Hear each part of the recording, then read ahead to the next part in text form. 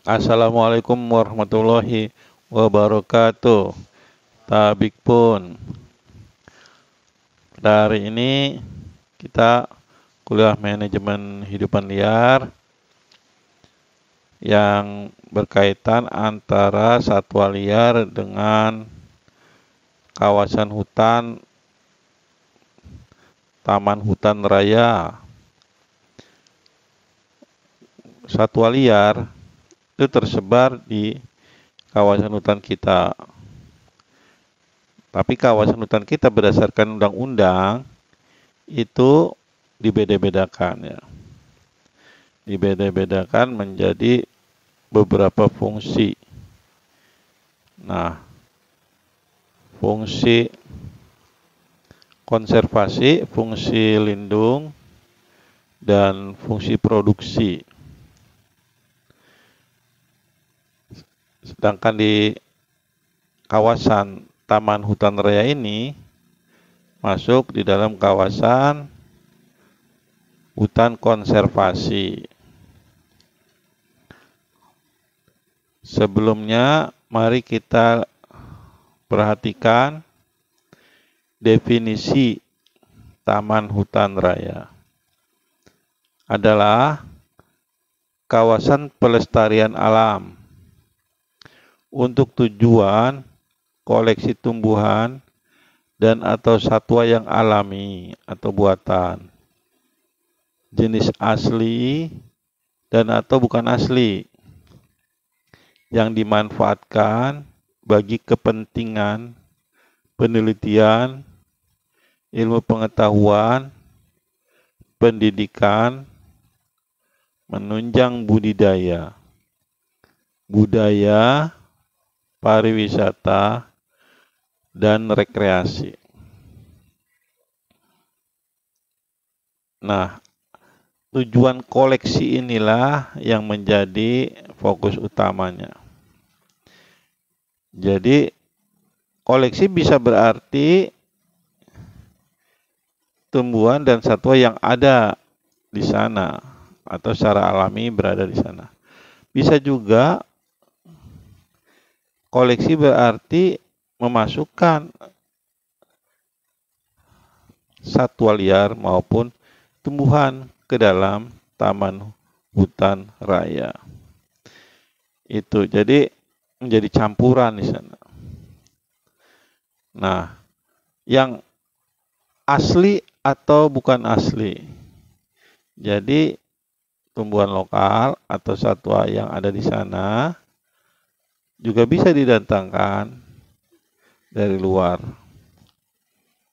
Nah, ini memang unik ini. Jadi bisa terjadi percampuran nih. Percampuran antara satwa yang ada di sana dengan satwa pendatang dalam memanage hidupan liar di Tahura ini. Melepaskan monyet ekor panjang dari Palembang atau Sumatera Selatan ke Tahura Wan Abdurrahman yang berada di Lampung. Nah, itu kan secara genetik kan bisa berbeda itu. Begitu pula dengan primata yang lain. Siamang dari Sumatera Barat dilepaskan di Tahura Wan Abdurrahman. Kemudian bertemu dan terjadi perkawinan. Jadi campur itu. Bisa terjadi percampuran tuh. Nah, itulah bisa terjadi di dalam Taman Hutan Raya.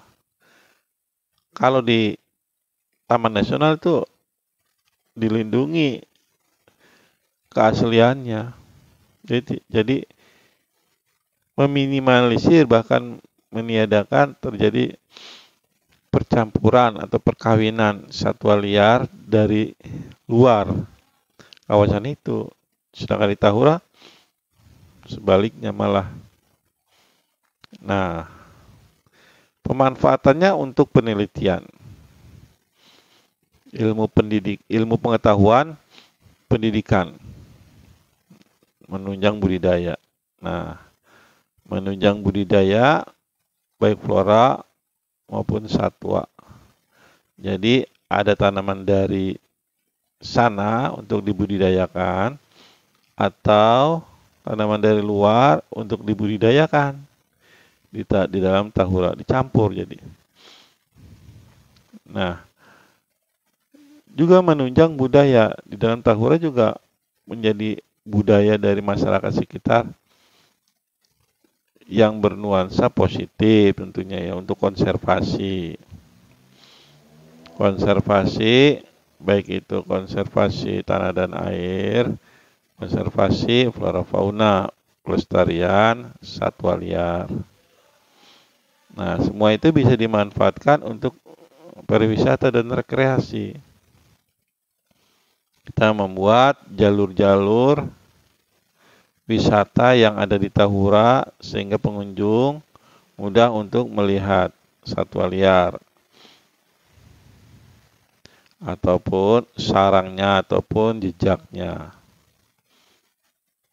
Nah, beberapa taman hutan raya yang ada di Indonesia sebagai contoh, Tahura Cut Nyadin di Aceh, Tahura Bukit Barisan di Sumatera Utara, Tahura Dr. Muhammad Hatta di Sumatera Barat. Di Jambi ada Tahura Toha Saifuddin. Di Bengkulu ada Tahura Raja Lelo. Di Lampung ada Tahura Wan Abdul Rahman. Nah, Tahura Wan Abdul Rahman ini cukup luas ya. 22.000 hektar dan tidak jauh dari kota Bandar Lampung.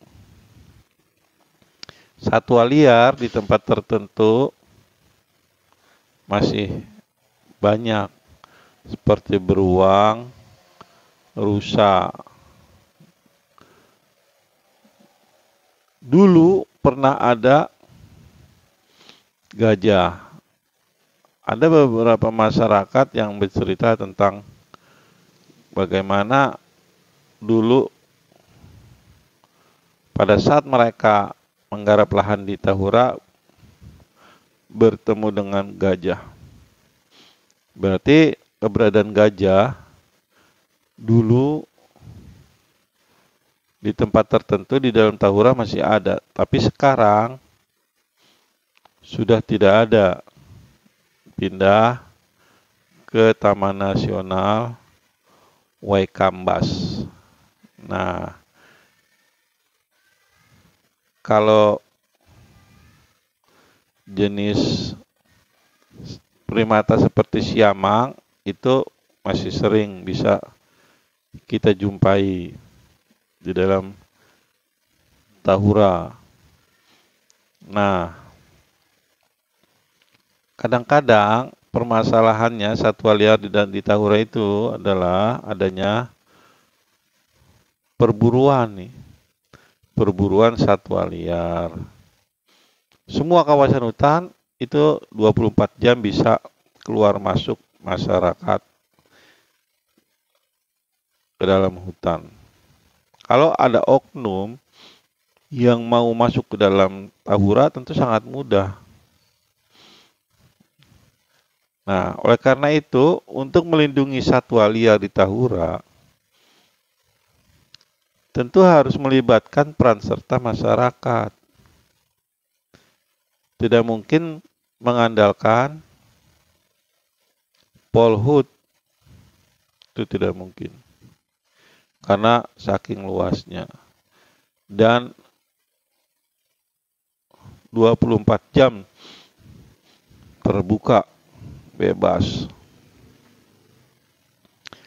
Nah, satwa liar di dalam Tahura itu perlu adanya preventif perlindungan dengan cara memberikan pemahaman atau persepsi yang sama antara pengelola dengan masyarakat. Yang pertama adalah bahwa satwa liar mereka harus tahu ada yang dilindungi dan ada yang tidak. Nah, walaupun demikian, satwa liar yang tidak dilindungi bukan berarti ya semena-mena untuk diburu. Mereka kadang-kadang berburu ada dua hal. Yang pertama, untuk mengamankan tanaman mereka. Yang kedua, sebagai hiburan atau hobi. Nah, ini yang berbahaya nih yang kedua ini. Walaupun yang pertama juga mengancam populasi satwa liar. Tapi kalau yang pertama itu adalah dengan alasan mempertahankan tanaman mereka yang digarap di dalam kawasan Tahura. Kalau mereka menanam misalnya duren gitu ya, kadang-kadang kan itu seringkali dimakan bajing. Nah, mereka berburu bajing. Kemudian mereka kadang-kadang ada satu spot atau dua spot menanam padi. Nah, itu biasanya banyak burung itu musuhnya. Mereka berburu. Ada juga mereka melindungi tanaman pisang. Nah, musuhnya biasanya babi ataupun primata. Mereka kadang-kadang berburu itu. Bisa menggunakan senjata ataupun menggunakan binatang peliharaan seperti anjing. Nah, kalau seandainya ada orang luar yang masuk untuk berburu satwa liar di Tahura, itu mereka juga kadang-kadang menggunakan oknum tertentu dari masyarakat untuk masuk ke dalamnya. Jadi sebenarnya kalau seandainya masyarakat itu persepsinya sama untuk melindungi satwa liar, sehingga ekosistem terjaga, ini lebih efektif